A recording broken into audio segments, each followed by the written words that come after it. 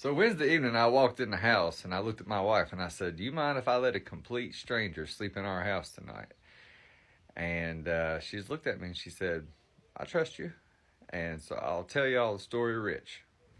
It was around 4 o'clock in the evening and I was making a quick run from the shop to my house to grab my mower to do some maintenance on it. I wanted to bring it here and put it on the lift. I stop at Jules Country Store and I see this big, like, book bag, backpack looking thing sitting outside. And then I looked a little closer and I saw it was a hiking pack and I saw like a walking stick beside of it. So I walk inside and there's this dude standing there at the counter, kind of tall, slender guy, and he's talking and I heard him mention Springer Mountain, Georgia.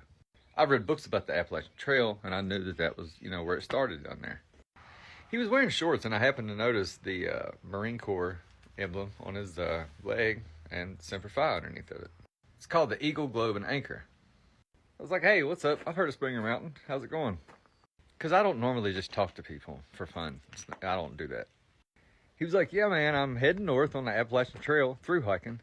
And he said, and I got to the top of Groundhog Trail, which was like 5 miles from there. And he was like, and I'm out of stuff. I need a resupply.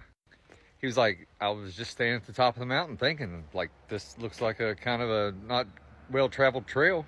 But I'm completely out of stuff and can't really go another day without food supplies." So he decided to walk off with the faith that there was a store or somewhere to get something off the mountain.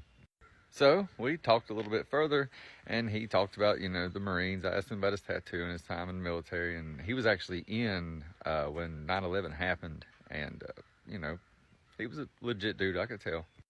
And so I was like, "What are you going to do for the evening now that you're down here?" And he was like, He said, "I hadn't really thought about it." He said, "I know I'm definitely not looking forward to walking back up that Groundhog Trail." He was like, "Is there somewhere else I can get on the trail, like further north?"